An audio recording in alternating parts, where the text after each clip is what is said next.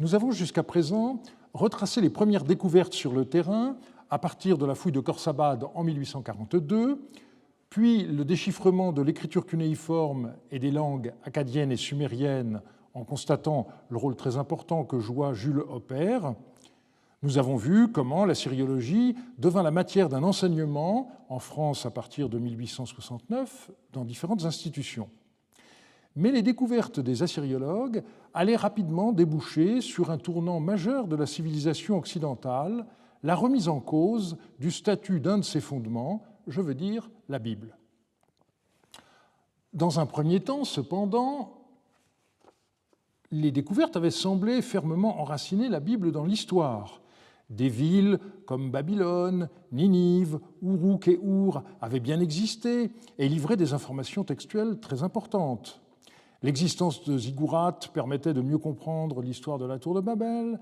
Des rois mentionnés dans la Bible, comme Sennacherib ou Nabuchodonosor, pouvaient être connus par leurs propres inscriptions. Inversement, des inscriptions des rois assyriens mentionnaient des rois connus par la Bible, mais la situation ne tarda pas à évoluer.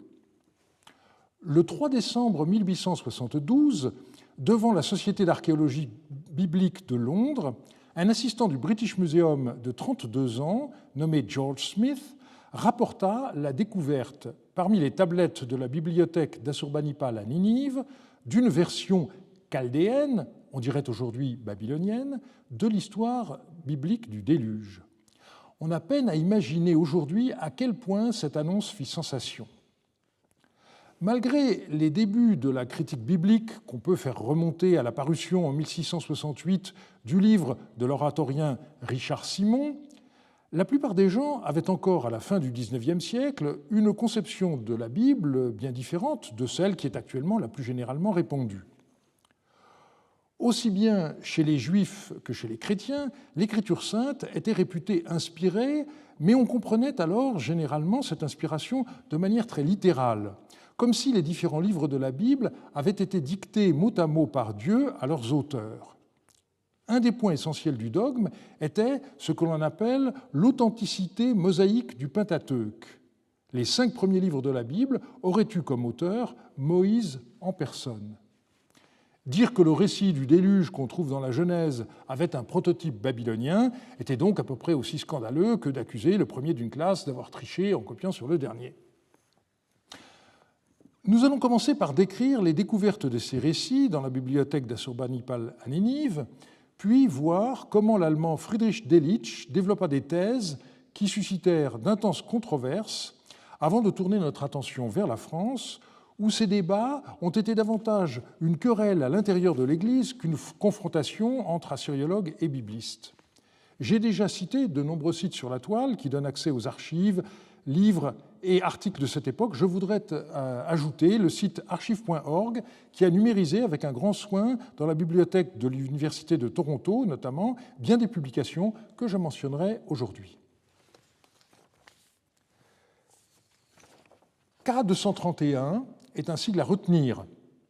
Il ne faut pas le confondre avec la célèbre locomotive Pacific 231K, ni avec le canon à 6 voix attribué à Mozart. C'est le numéro d'une tablette de Kuyunjik, autrement dit Ninive, que George Smith déchiffra parmi les textes à contenu mythologique qu'il avait rassemblés et où il reconnut pour la première fois ce qu'on appelle désormais l'épopée de Gilgamesh, le nom du héros étant lu à cette époque Isdoubar. Dans son livre de 1876, George Smith raconta les étapes de sa découverte d'un récit du déluge qui ressemblait fortement à celui qu'on trouve dans le livre biblique de la Genèse. Je le cite. « Regardant en bas de la 3e colonne, mon œil tomba sur l'indication que le bateau échoua sur les montagnes de Nitsir, suivi par le récit de l'envoi de la colombe, du fait qu'elle ne put se poser et revint. Je vis aussitôt que j'avais découvert une partie au moins du récit chaldéen du déluge. Je procédai alors à la lecture complète du document et découvris qu'il avait la forme d'un discours du héros du déluge à une personne dont le nom semblait être Isdoubar. Je me rappelais une légende appartenant au même héros Isdoubar, K231, qui par comparaison se révéla appartenir à la même série, et je commençai alors à rechercher tous les morceaux manquants des tablettes. Et George Smith décrit alors les difficultés de la tâche. Il poursuit. Ma recherche, cependant, se révéla fructueuse. Je trouvai un fragment d'une autre copie du déluge contenant à nouveau l'envoi des oiseaux et progressivement rassemblai d'autres fragments de cette tablette, les assemblant l'un après l'autre jusqu'à ce que j'eus achevé la plus grande partie de la seconde colonne.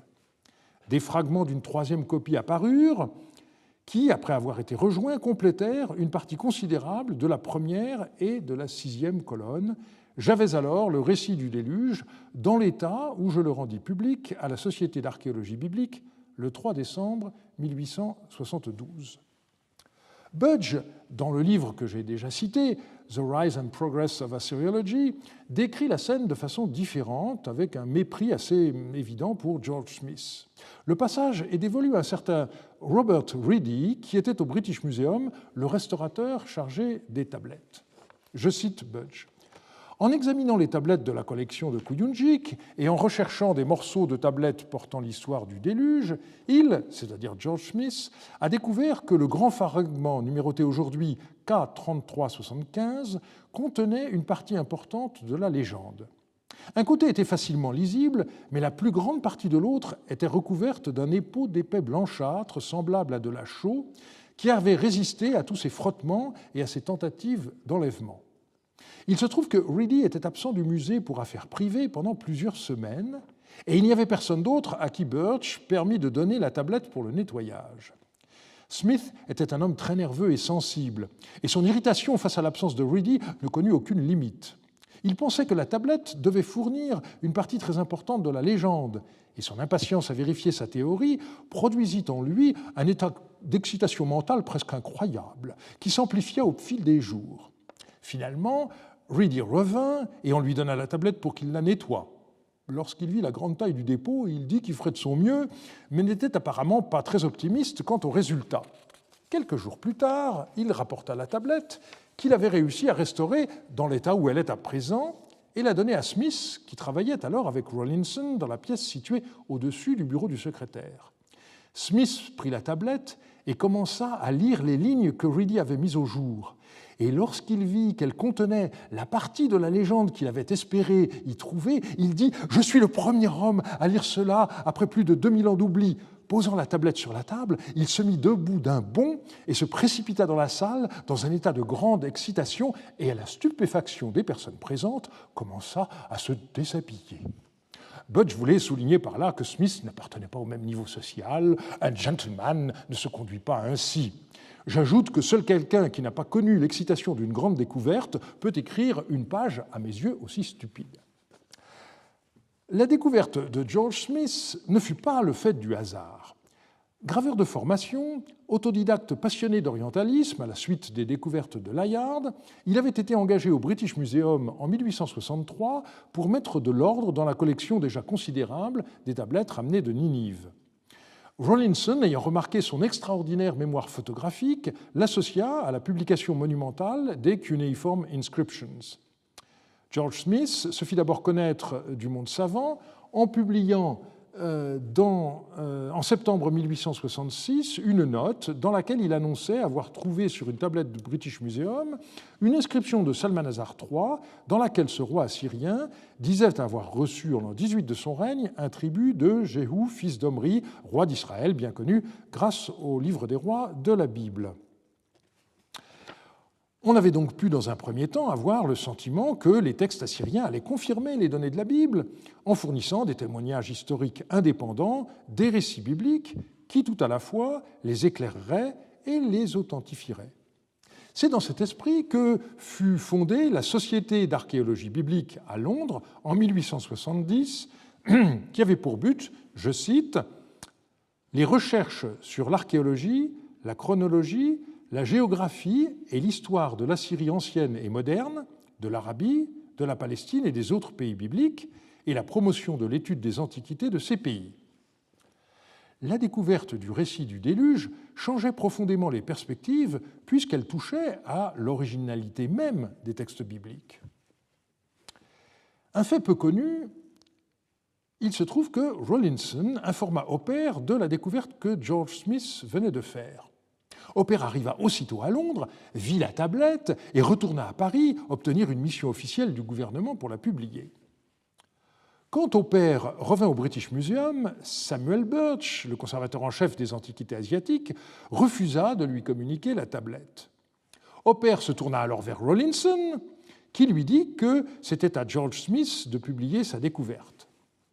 Hopper répliqua que toutes les tablettes de Kuyunjik présentes au British Museum étaient en réalité la propriété du gouvernement français parce que le site avait été attribué à la France par les Ottomans en 1842 et que seuls des Français avaient le droit de les publier. Hopper repartit bredouille.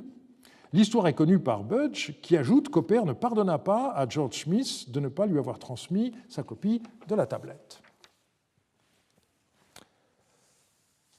Nous en venons maintenant à la séance du 3 décembre 1872. Le texte de la communication que fit ce jour-là George Smith nous a été conservé puisqu'il a été publié dans le journal de la Society of Biblical Archaeology. Mais l'usage n'était pas de publier les échanges qui suivaient les communications. Budge décrit ainsi la séance. Smith a lu sa communication sur la tablette du déluge devant la Société d'archéologie biblique le 3 décembre 1872 et sa découverte a fait une profonde impression sur ses auditeurs. Sir Henry Rawlinson présidait et était présent sur la tribune, M. Gladstone, et toute une série de noms, et plusieurs éminents savants, théologiens et archéologues. Après les discours et la longue discussion qui a suivi la lecture du document, une résolution a été adoptée à l'unanimité dans laquelle il était demandé de reprendre les fouilles de Kuyunjik et les administrateurs du British Museum et du gouvernement ont été invités à prendre des mesures pour garantir à la nation les parties manquantes de la tablette du déluge qui, vraisemblablement, se trouvait alors parmi les ruines de Ninive. Budge passe sous silence l'intervention du Premier ministre Gladstone, qui est connu par ailleurs.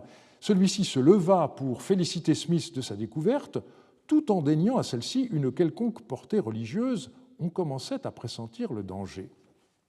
L'émotion fut donc considérable.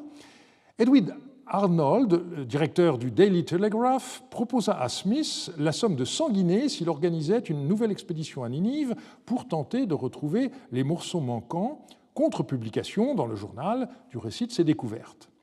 Le British Museum laissa son assistant partir pour l'Empire ottoman.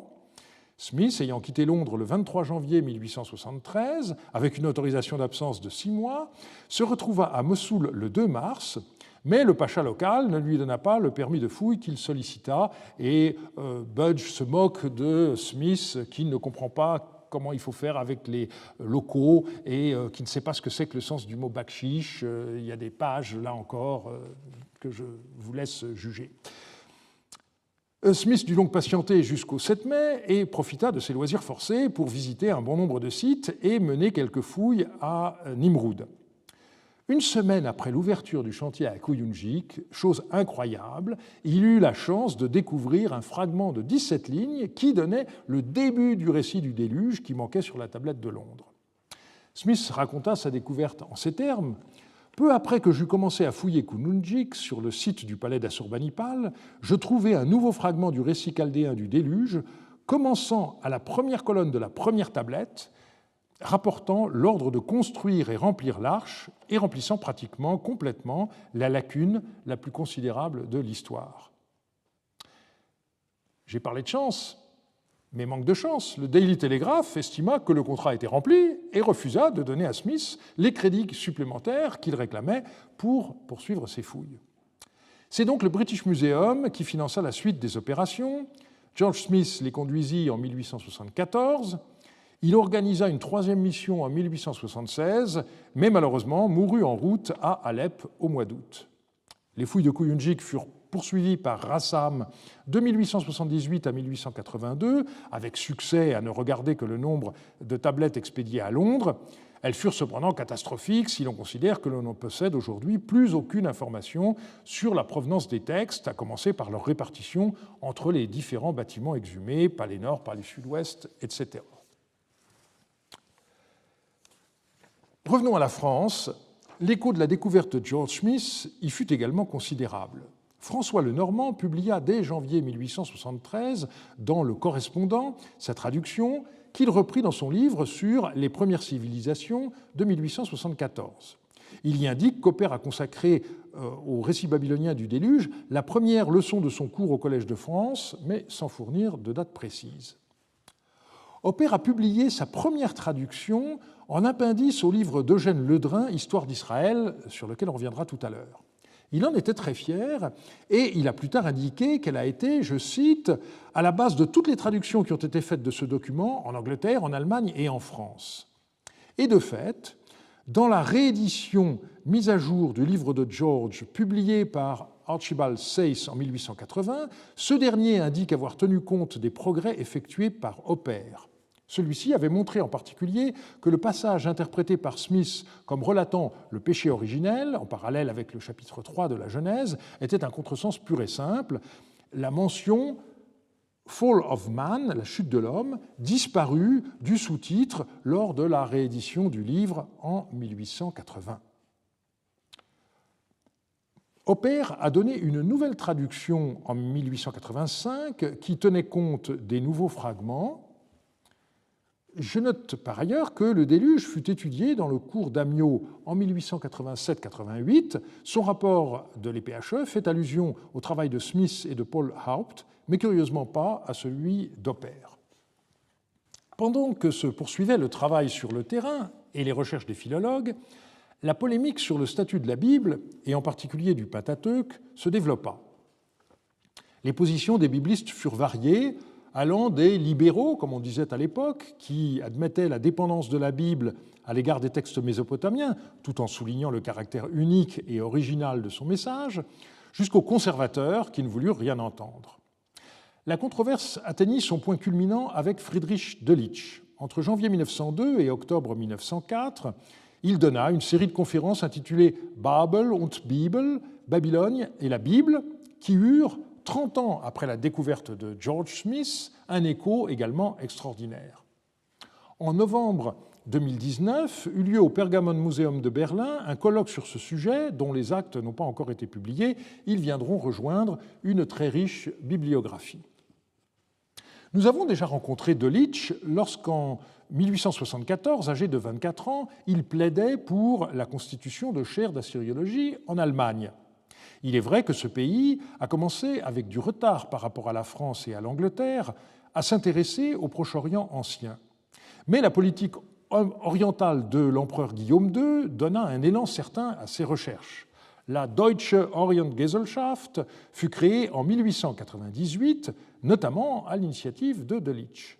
La DOG, selon le sigle usuel, patronna la fouille de Babylone que Koldewey débuta en 1899 et celle d'Achour, dirigée par André à partir de 1903. L'Allemagne comblait ainsi rapidement son retard en ayant pris en charge la fouille de deux des plus prestigieuses capitales de la Mésopotamie.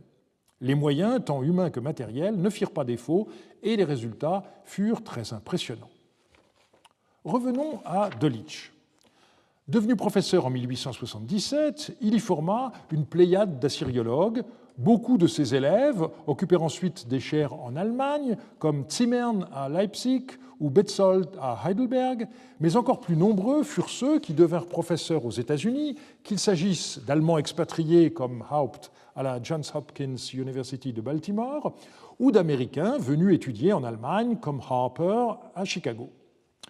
Le rayonnement de Delitzsch reposa aussi sur ses travaux, notamment sa chrestomatie, son dictionnaire, sa grammaire et son histoire de la Babylonie et de la Syrie, publiée entre 1876 et 1891. Et j'observe au passage que son recueil de textes fut dédié en 1875 à M. George Smith, le génial découvreur et déchiffreur perspicace. En 1893, Delitzsch quitta Leipzig pour une chaire à Breslau. C'est là qu'il publia en 1897 le livre où il prit le parti des anti-suméristes avant de se raviser à la fureur de Halévy, comme nous l'avons vu. Finalement, en 1899, Delitzsch succéda à Schrader à la chaire d'assyriologie de Berlin, devenant en même temps directeur du département du Proche-Orient ancien des musées impériaux. Lorsque la DOG demanda à Delitzsch une conférence pour les débuts de l'année 1902, il proposa plusieurs thèmes et ce fut Babel und Bibel, autrement dit la Babylonie et la Bible, qui fut retenu. Son idée était de montrer comment les découvertes en Babylonie permettaient à la fois d'illustrer et de modifier l'interprétation de la Bible. La conférence de Delitzsch eut lieu le 13 janvier 1902 à la Sing Academy de Berlin, en présence de l'empereur Guillaume II, et fut répétée à la demande de ce dernier au Palais Neuf de Potsdam le 1er février suivant. Le début de la conférence est particulièrement intéressant en raison de la justification que donne Delitzsch de l'assyriologie et de l'archéologie mésopotamienne. Quelle est la raison de ces efforts dans des pays éloignés, inhospitaliers et pleins de dangers? Quelle est la raison de ces recherches coûteuses dans des décombres vieux de plusieurs milliers d'années jusqu'à la nappe phréatique, où l'on ne trouve ni or ni argent? Quelle est la raison de la concurrence entre les nations pour obtenir des droits de fouille sur le plus possible de ces monticules déserts? Et par ailleurs, d'où vient l'intérêt toujours croissant et désintéressé des deux côtés de l'Atlantique pour les fouilles en Babylonie et en Assyrie? À ces deux questions, il y a une réponse, même si elle n'est pas la seule, qui indique ce qui en constitue en grande partie le motif et le but, la Bible. Disant cela, Delitzsch s'en prenait indirectement au bibliste Julius Wellhausen et à ses élèves. Leur travail, à partir des années 1870, reposait essentiellement sur une critique interne du texte biblique, sans s'intéresser vraiment à la littérature mésopotamienne, qui pourtant devenait de mieux en mieux connue. Delitzsch commença donc par dresser des parallèles entre les textes bibliques et ceux de la Mésopotamie. Le récit du déluge, de la création, l'institution du sabbat, les conceptions de l'outre-tombe. Mais peu à peu, son propos se faisait plus clair. Il ne s'agissait pas de parallèles, mais de dépendance. Babylone est la source. Prenant en quelque sorte la défense des anciens babyloniens contre les spécialistes de la Bible, qui ne voulaient pas considérer l'enracinement de celle-ci dans la culture du Proche-Orient de son temps, Delitzsch présenta donc la religion d'Israël comme ayant son origine dans la culture babylonienne, certains passages de l'Ancien Testament n'étant pour lui que des adaptations de mythes babyloniens. Le retentissement de cette conférence fut considérable. Un an plus tard, Delitzsch donna une deuxième conférence le 12 janvier 1903 devant l'empereur, auquel l'impératrice s'était jointe. Delitzsch répondit à certaines objections. À ceux qui lui avaient dit qu'il aurait fallu intituler ses conférences « La Bible et Babylone », il répliqua qu'il n'avait fait que suivre la chronologie. Je précise d'ailleurs que Delitzsch n'était absolument pas un athée, mais pourtant il prit très nettement ses distances avec la religion de l'Ancien Testament. Je le cite. « Plus je m'immerge dans l'esprit de la littérature prophétique de l'Ancien Testament, plus s'accroît ma méfiance à l'égard de Yahvé qui massacre les peuples avec l'épée de son insatiable colère, qui n'a qu'un seul enfant préféré, tandis qu'il condamne toutes les autres nations aux ténèbres, à la honte et à la ruine. » Delitzsch approuvait les savants chrétiens qui avaient, je cite, « abandonné unanimement la doctrine de l'inspiration littérale des écrits hébreux anciens et avait reconnu le caractère absolument non contraignant des écrits de l'Ancien Testament en tant que tels sur notre foi et notre savoir. » Ceci, comme nous le verrons, pouvait valoir en terre protestante, mais pas chez les catholiques. Il montra ainsi un cylindre représentant deux personnages à côté d'un arbre et d'un serpent. Pour lui, le récit du péché originel n'était rien d'autre qu'un emprunt par les auteurs de la Genèse à un mythe babylonien ainsi illustré. Mais Delitzsch alla plus loin. Il ne voyait pas en quoi l'éthique d'Israël serait plus élevée que celle de la Mésopotamie à cause du monothéisme. Et il mit en avant le Code de Hammurabi que Scheil venait de publier, dans lequel le roi de Babylone, quoique polythéiste, mettait l'accent sur la justice avant tout. C'est donc la valeur religieuse de l'Ancien Testament pour un Allemand de son temps que Delitzsch remettait en cause dans cette deuxième conférence. Et pourtant, il se défendait de toute intention injurieuse ou insultante à l'égard du judaïsme, ou du moins de la foi juive moderne. Cette fois, le Kaiser, qui était, faut-il le rappeler, le chef de l'Église luthérienne allemande, n'invita pas Delitzsch à répéter sa conférence au palais. Il écrivit même une lettre ouverte au président de la DOG, conseillant à Delitzsch de s'en tenir désormais à l'assyriologie et de ne pas exposer ses vues concernant le christianisme. Les réactions à cette deuxième conférence allèrent du rejet courtois de ces idées aux attaques les plus violentes. Certains réagirent par l'humour, C'est ainsi qu'au printemps 1903, dans une école orthodoxe juive de Francfort, fut jouée une pièce satirique. Le professeur Babilonovitch y annonçait son désir de donner une troisième conférence montrant la supériorité de Babylone sur la Bible, mais voilà qu'apparaît sur la scène le roi Hammurabi, qui s'estime insulté par le professeur et lui montre qu'il n'a rien compris à ses lois et à ses croyances. Delitzsch lui-même comptabilisa plus de 1500 articles de journaux et 28 opuscules répondant à ces deux premières conférences, dont le texte avait été traduit en anglais, italien, danois, suédois, hongrois et tchèque. Gunkel, fameux spécialiste de la Bible, écrivit par exemple qu'être expert en philologie hébraïque ne rendait pas forcément capable de comprendre la religion d'Israël. Delitzsch décida donc de répondre en publiant en 1904 un opuscule intitulé Babel und Bibel, ein Rückblick und Ausblick, ce qu'on peut traduire comme Babylone et la Bible, bilan et perspective. La troisième conférence n'eut donc pas lieu à Berlin, mais fut prononcée dans 3 sociétés savantes, dans des endroits beaucoup moins prestigieux, à Bermen le 27 octobre 1904, à Cologne le lendemain et à Francfort le 9 novembre. Delitzsch accentua encore son traitement négatif à l'égard de l'Ancien Israël et de l'Ancien Testament. C'est là qu'il envisagea la notion d'un Jésus non juif, parce que né en Galilée, dont la population était très hétérogène depuis les déportations assyriennes. Cette troisième conférence ne fut pas traduite en anglais et elle eut beaucoup moins de retentissement que les 2 premières. Mais Delitzsch ne changea pas d'avis, au contraire, il publia en 1920 un livre intitulé Die große Täuschung, la grande tromperie. Pour lui, la tromperie, c'était l'Ancien Testament qu'il fallait, à son avis, exclure de la religion chrétienne pour le remplacer par la Bible germanique de Wilhelm Schwener. Cette fois, Delitzsch versait carrément dans l'antisémitisme. Il mourut en 1922, ça vaut peut-être mieux, si je puis dire, mais le sentiment qui sous-tendait ses écrits conduisit au mouvement Deutsche Christen qui collabora avec le Troisième Reich. On notera que les conférences de Delitzsch ne furent pas traduites en français, mais cela n'empêcha pas les débats sur les rapports entre la Bible et le monde mésopotamien d'être très vifs en France, et cela bien avant 1902. La situation y était très différente de celle de l'Allemagne et des pays anglo-saxons en général, à 2 points de vue au moins. D'abord, les universités n'y étaient pas organisées de la même façon, il n'y avait pas de département d'orientalisme.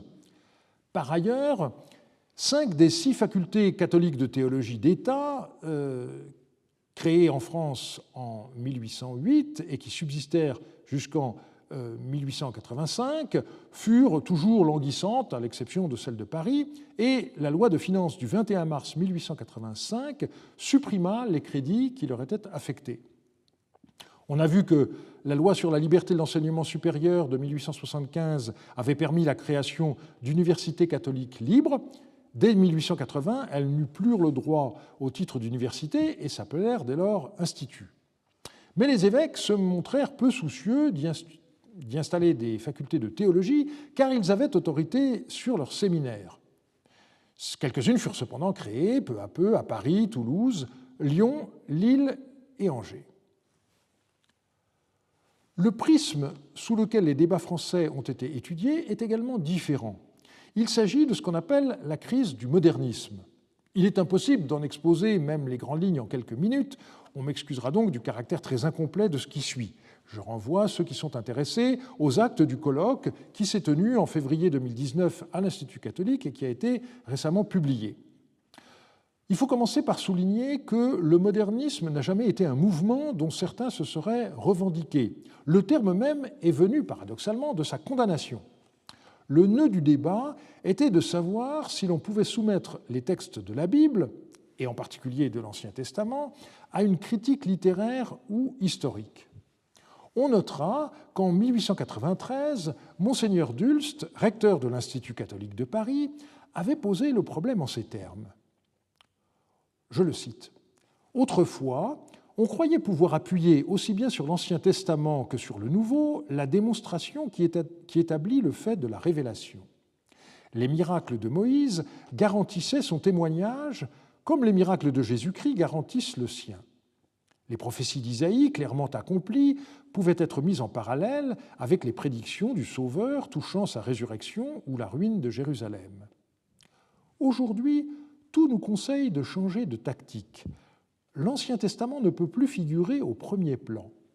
Les conceptions nouvelles introduites dans l'histoire de l'Ancien Orient ne permettent plus à la révélation mosaïque de se défendre elle-même et toute seule. Et par la suite, Mgr Dulst conseillait d'appuyer l'apologétique plutôt sur le Nouveau Testament. Je ne sais pas si le rapprochement entre ce texte et les conférences de Delitzsch, postérieures d'une dizaine d'années, a jamais été fait. Et pourtant, on voit que, pour des raisons très différentes, les deux auteurs aboutissaient au même résultat du point de vue religieux, mettre de côté l'Ancien Testament. J'ajoute que dans l'Église catholique, cela ne posait guère de problème dans la mesure où, depuis la Contre-Réforme, les fidèles étaient dissuadés de lire eux-mêmes la Bible, écoutant seulement à l'Église la lecture du Nouveau Testament et quelques rares extraits de l'Ancien, les psaumes étant mis à part. On relève, par exemple, que la nouvelle traduction de la Bible par Louis-Claude Fillon, parue entre 1888 et 1904 et plusieurs fois rééditée, est explicitement destinée aux séminaristes et au clergé, pas aux fidèles. Peu à peu, la critique textuelle montra que le texte de la Bible avait une longue histoire, mais cette façon de voir se heurtait à la tradition qui voyait dans le Pentateuque l'œuvre de Moïse. À l'intérieur même de l'Église catholique, il y eut des courants qui se créèrent. Les plus progressistes furent parfois accusés par les tenants de la tradition de s'aligner sur les protestants, qui furent assez vite à la pointe de la lecture critique de la Bible. Notons qu'en 1887, les 3 volumes sur les origines de l'histoire d'après la Bible et les traditions des peuples orientaux, publiés par François Lenormand entre 1880 et 1882, furent mis en index par le Saint-Siège. Et pourtant, la préface de Lenormand, rédigée au tome 2 paru en 1880, était très mesurée. Il commençait par se déclarer chrétien et soumis à l'autorité de l'Église, et il ajoutait « Ici, la critique scientifique reprend tous ses droits. Il lui appartient d'aborder librement ces différentes questions, et rien ne l'empêche de s'y placer sur le terrain de la science pure, qui exige d'envisager la Bible dans les mêmes conditions que tout autre livre de l'Antiquité, en l'examinant au même point de vue et en y appliquant les mêmes méthodes de critique. Et l'autorité réelle de nos livres saints n'a aucune diminution à craindre d'un semblable examen, d'une semblable discussion, pourvu qu'elle soit faite avec un esprit réellement impartial, aussi dépourvu de préjugés hostiles que de timidités étroites. C'est précisément cette crainte qu'avaient les autorités romaines dans leur majorité et qui conduisit la congrégation de l'Index à interdire le livre. Mgr Dulst comprit le danger. Je citerai ici l'analyse de la situation faite par Francesco Beretta dans une étude de 2009. Je le cite, « Les théologiens intransigeants affirment l'inspiration et la vérité intégrale de la Bible afin de légitimer le contrôle qu'ils souhaitent exercer à l'égard des savants. Selon eux, donc les théologiens intransigeants, le savoir théologique est plus certain que le savoir scientifique, étant fondé sur la véracité absolue du texte révélé. En revanche, les théologiens progressistes adoptent une conception plus souple de la doctrine de l'inspiration qui leur permet d'appliquer au texte sacré le nouvel outillage produit par l'orientalisme et l'herméneutique historico-critique. Au risque de la caricature, je dirais que le pape Léon XIII se montra plutôt ouvert à la fin de son pontificat, contrairement à son successeur, nous le verrons. Léon XIII avait soutenu l'école biblique de Jérusalem, fondée par le père Lagrange en 1890, qui s'appelait de manière significative au début « École pratique d'études bibliques », et la création, 2 ans plus tard, de son organe, la Revue biblique. En novembre 1893, Léon XIII publia son encyclique Providentissimus Deus, qui fut ressenti par les progressistes comme les encourageant, et c'est aussi l'année où le pape demanda aux catholiques de France de se rallier à la République. La coïncidence est intéressante. Cependant, il adressa en novembre 1898 une semonce aux franciscains qui fut considérée comme une victoire par les conservateurs, qui avaient à leur tête le cardinal jésuite Masella. La mort de ce dernier en 1900 redonna de l'espoir aux progressistes, notamment avec la création en 1901 de la Commission pour les affaires bibliques, définitivement installée en 1902. Mais Léon XIII mourut en 1903 et son successeur Pidis était beaucoup plus conservateur. La situation connut son point de tension extrême en 1907 avec la publication de 2 textes de condamnation, le décret du Saint-Office Lamentabili le 3 juillet et l'encyclique Pascendi de Pidis sur les erreurs du modernisme le 8 septembre. Dans la foulée, nous y reviendrons, l'abbé Loisy fut excommunié et le père Lagrange réduit au silence. À défaut de pouvoir faire fermer l'école biblique de Jérusalem, Pidis fonda à Rome l'Institut biblique pontifical qu'il confia aux jésuites avec l'Autrichien Léopold Fonck comme recteur. Il fallut attendre 1943 et l'encyclique Divino Afflante Spiritu de Pie XII et plus encore Vatican II pour que l'exégèse biblique soit libérée de ce carcan par la reconnaissance officielle du concept de genre littéraire. Je ne peux pas retracer le détail de ce qui s'est passé dans les 20 ans qui précédèrent et suivirent 1900. Je recommanderai notamment la lecture de la biographie du père Lagrange par Bernard Montagne. Je voudrais ici montrer un fait souvent méconnu. Nombreux furent les ecclésiastiques de ce temps à avoir reçu une formation assyriologique et même à avoir publié dans cette discipline et à l'avoir enseignée. Cette formation ne les rendit d'ailleurs pas forcément ouverts à une approche historico-critique de la Bible. Il est impossible de dénombrer les ecclésiastiques qui se sont intéressés dans ces années à l'assyriologie. À défaut d'une enquête approfondie, on ne peut connaître que ceux qui publièrent en ce domaine. Nous en avons déjà rencontré certains la semaine dernière, mais il y en eut encore d'autres. Suite à la condamnation du modernisme en 1908, la plupart restèrent au sein de l'Église. Certains, comme le père Lagrange, durent cesser d'écrire sur l'Ancien Testament par obéissance. Le prêtre le plus célèbre est toutefois Alfred Loisy, puisque, excommunié en 1908, il devint aussitôt professeur au Collège de France. Quel ordre retenir pour présenter tous ces ecclésiastiques? J'ai opté pour une distinction en 3 groupes qui est forcément grossière. D'abord, ceux que j'appellerais les techniciens, c'est-à-dire ceux qui ne publièrent que des travaux assyriologiques, se gardant de prendre part au débat relatif à la Bible. Il y a ensuite des biblistes qui ont eu une formation assyriologique solide, certains ayant même des publications assyriologiques à leur actif. Entre eux, j'ai repris une distinction qui se faisait à l'époque entre les libéraux et les tenants de la tradition. Il y a enfin ceux qui quittèrent l'Église. D'une façon peut-être paradoxale, je vais parler davantage des individus les moins connus. Et on examinera tous ces assyriologues dans chacune catégorie en fonction de leur date de naissance. Nous avons déjà rencontré l'abbé Aurel Quentin la semaine passée, puisqu'il a enseigné à la section des sciences religieuses de l'EPHE à partir de 1891. Avant cela, il avait publié en 1885 un livre intitulé « Du prétendu parallélisme entre les inscriptions cunéiformes et la Genèse », première partie de la création au déluge, dont Oppert fit hommage à l'Académie le 1er mai 1885. L'auteur, dit M. Oppert, examine avec une connaissance sérieuse des textes cunéiformes et un tact philologique remarquable les textes assyriens, malheureusement fragmentés, qui traitent de la création, du combat des dieux et du déluge.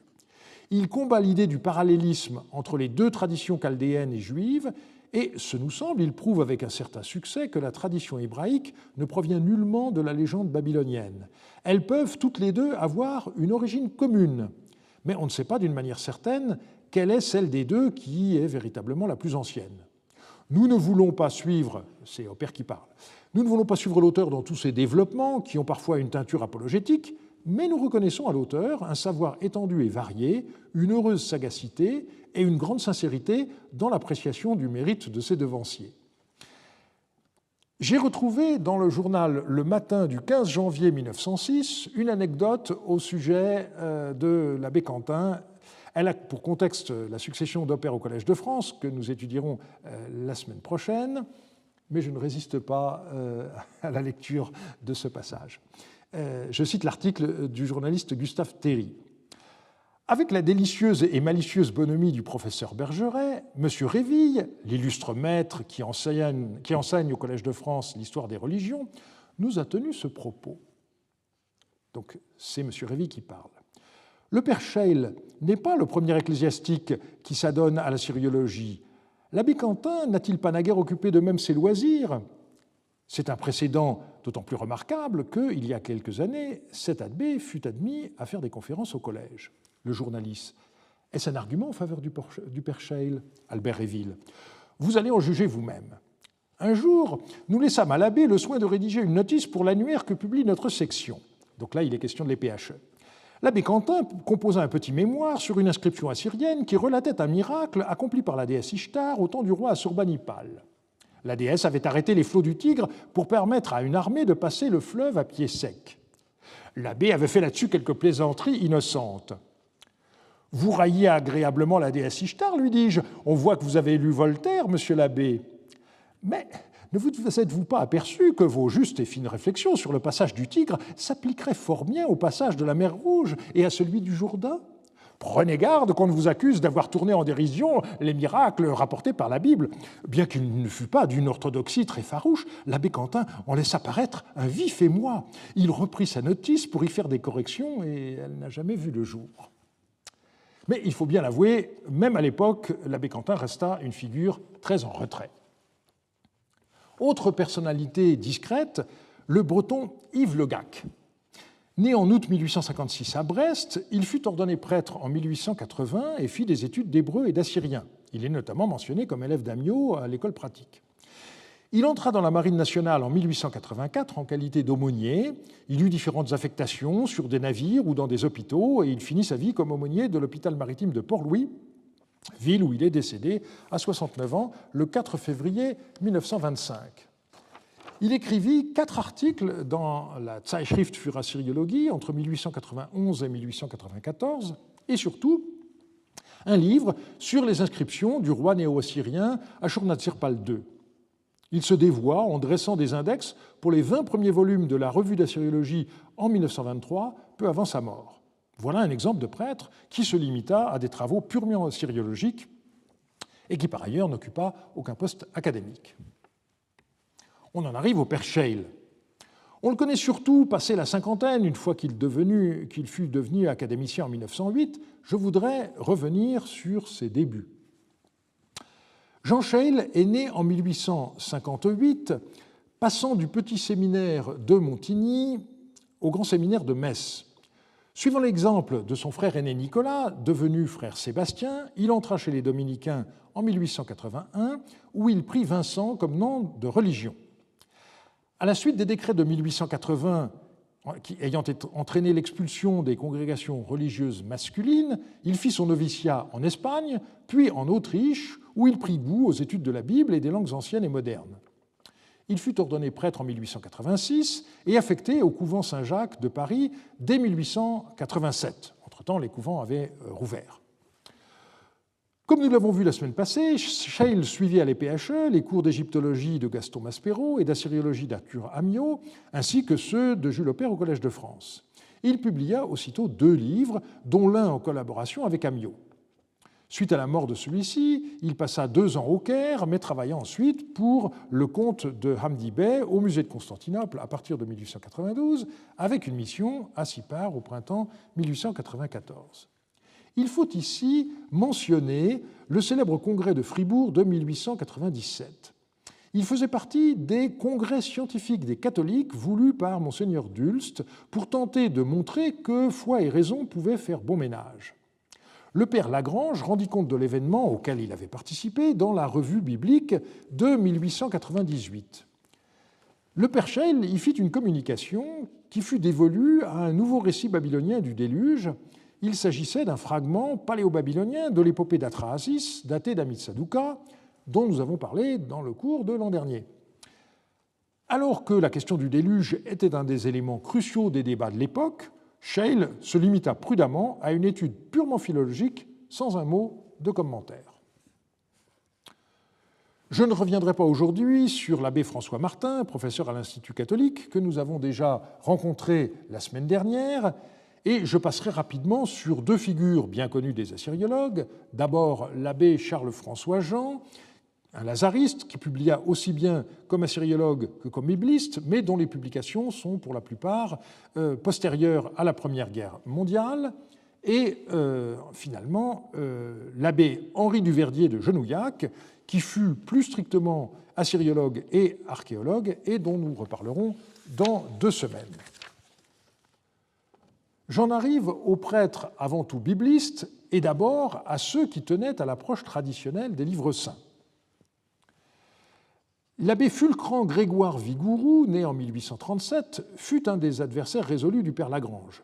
Ce prêtre sulpicien s'était intéressé aux découvertes faites en Égypte et en Assyrie et publia en 1877 un livre intitulé « La Bible et les découvertes modernes en Égypte et en Assyrie », ouvrage qui connut 6 éditions jusqu'en 1896 et fut traduit en allemand, en bohémien, comme on disait à l'époque, c'est-à-dire en tchèque, et en hongrois. Il est connu comme éditeur du dictionnaire de la Bible en 5 volumes de 1895 à 1912, le premier fascicule étant paru en 1891.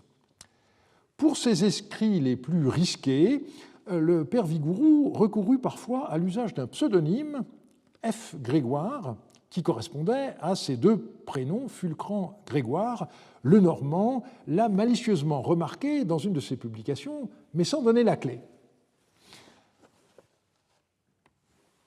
Je passerai au père Lucien Méchineau, né en 1849, jésuite qui n'est guère connu des assyriologues.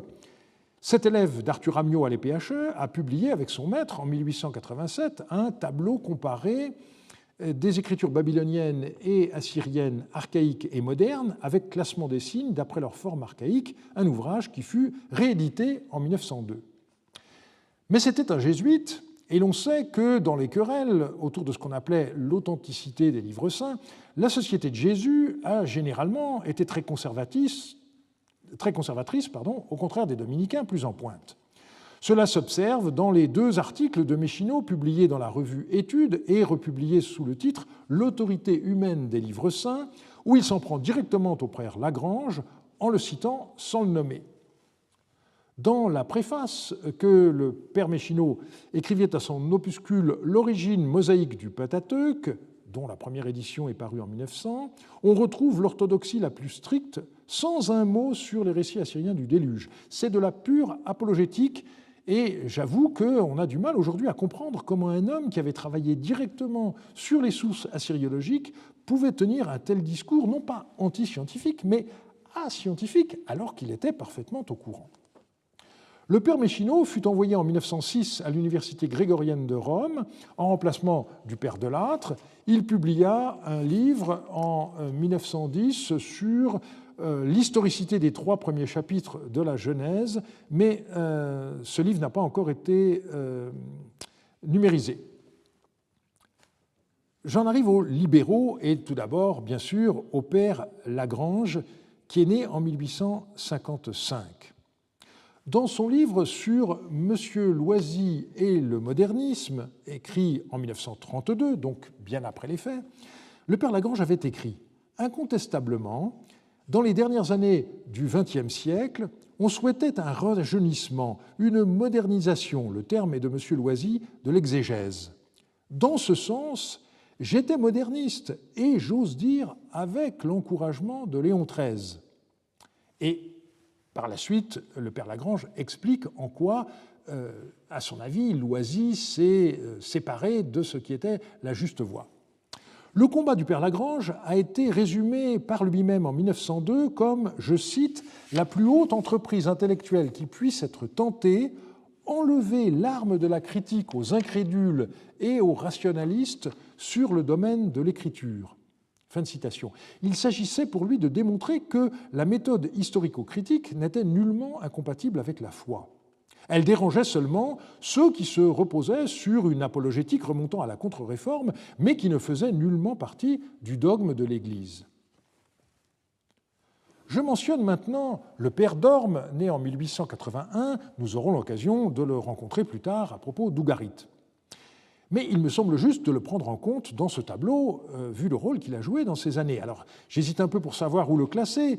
Vous savez sans doute qu'il a quitté l'ordre des Dominicains en 1931, mais c'est, semble-t-il, plus pour des raisons affectives et spirituelles que proprement scientifiques. Et puisque ma revue s'arrête aujourd'hui à la Première Guerre mondiale, je le compte parmi les disciples du père Lagrange, car le père Lagrange avait mis en lui tous ses espoirs.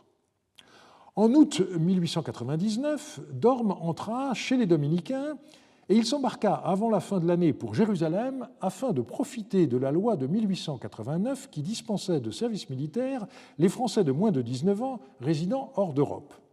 Arrivé au couvent Saint-Étienne, il termina sa première année de noviciat à l'école biblique.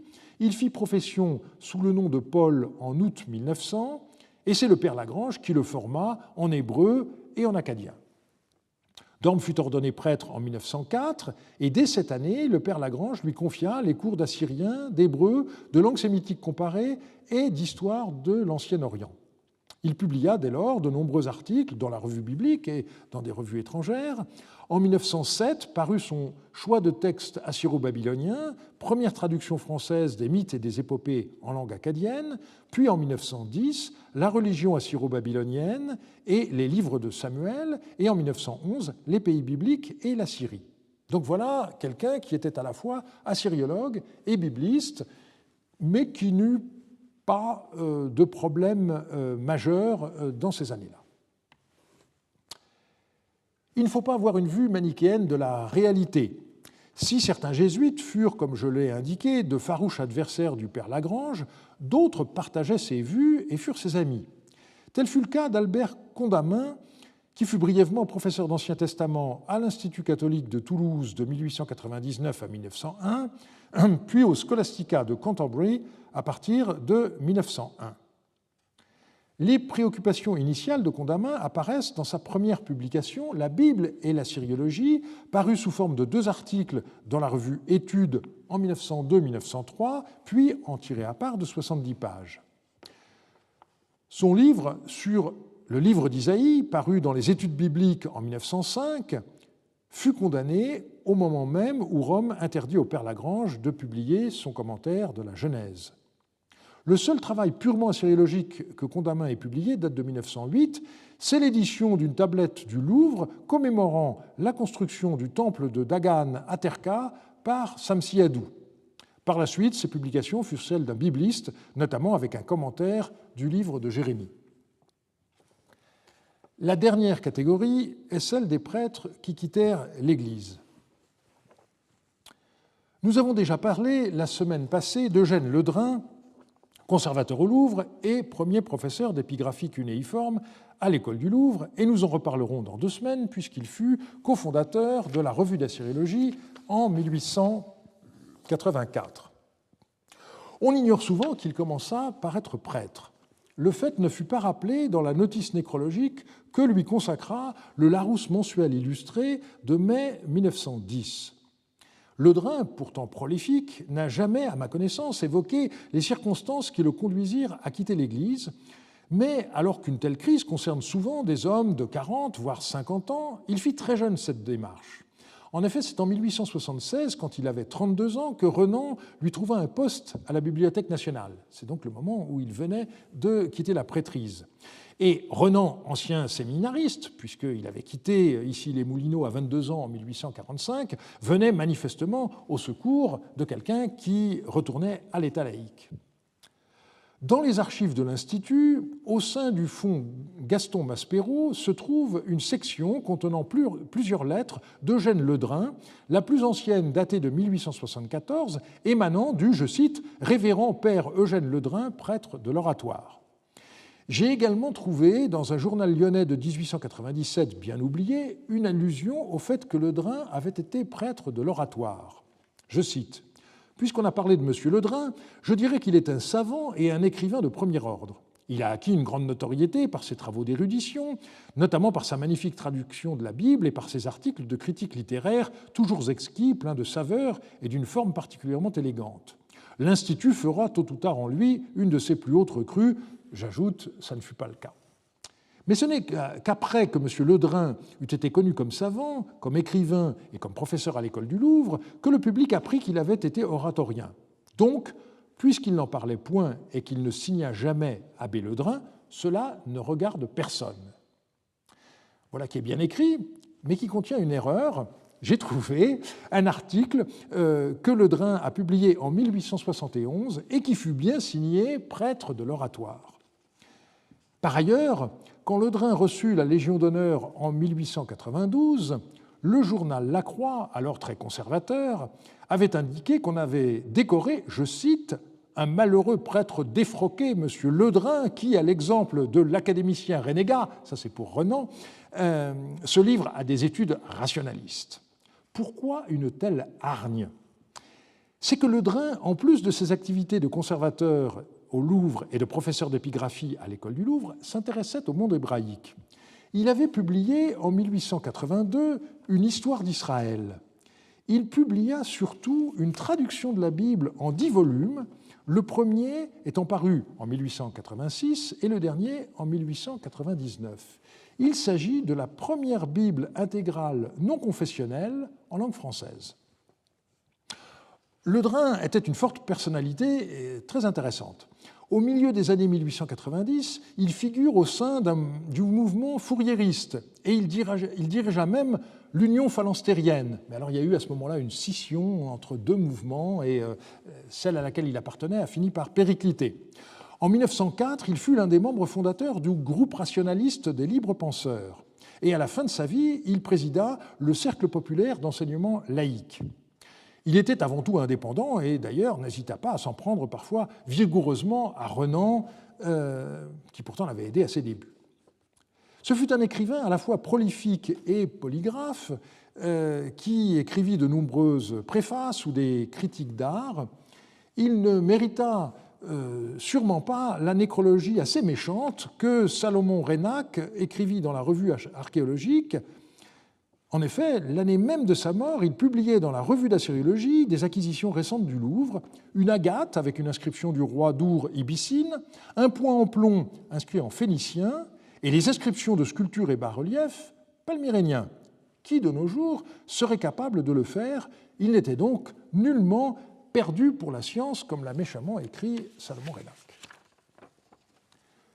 J'en arrive à Alfred Loisy, né en 1857, donc de 2 ans plus jeune que le père Lagrange et de 13 ans plus jeune que Ledrin. Loisy fait partie de ces ecclésiastiques issus de familles très modestes qui furent remarqués pour leur qualité intellectuelle et orientés vers le petit puis le grand séminaire et qui devinrent prêtres sans avoir une vocation bien affirmée. Loisy lui-même décrivit son ordination comme sous-diacre en 1878 comme « la grande erreur de ma vie ». J'ai déjà dit l'importance de sa formation assyriologique. Loisy critiquait d'ailleurs Renan pour son ignorance de l'assyrien. Il publia son premier article dans le cadre du Congrès scientifique international des catholiques tenu à Paris du 8 au 13 avril 1888, intitulé « Un morceau de rituel babylonien, traduction et commentaire d'un texte cunéiforme ». On a vu comment son enseignement d'assyrien et d'exégèse à l'Institut catholique fut suspendu en 1893. Loisy publia ensuite, en 1901, un livre portant sur les mythes babyloniens et les premiers chapitres de la Genèse, mais c'est son livre « L'Évangile et l'Église » de 1902 qui fit véritablement scandale. Refusant de se soumettre à l'encyclique Pascendi de 1907, Loisy fut excommunié en 1908. Et comme Jean Réville, titulaire de la chaire d'histoire des religions au Collège de France, venait de mourir subitement, Loisy fut choisi pour le remplacer. Le centenaire de son élection a donné lieu à un colloque en octobre 2009. Vous le voyez, l'assyriologie, quelques décennies après sa naissance, se trouva mêlée à des débats qui lui étaient extérieurs, mais qui avaient une grande importance pour la vie intellectuelle, sociale et spirituelle de l'époque. Elle aida à mieux comprendre la nature de la Bible, mais ce ne fut pas sans des débats longs et acharnés, qui ne sont d'ailleurs pas encore achevés de nos jours. Nous avons aujourd'hui résumé des controverses de nature à la fois historique et théologique. Le cours de la semaine prochaine portera sur la même époque avec cette fois un accent mis sur le contexte de l'anticléricalisme en France. On verra en effet comment, dans la manière dont la succession d'Oppert fut réglée en 1905, les raisons proprement politiques l'emportèrent sur les critères scientifiques. Et je vous remercie de votre attention.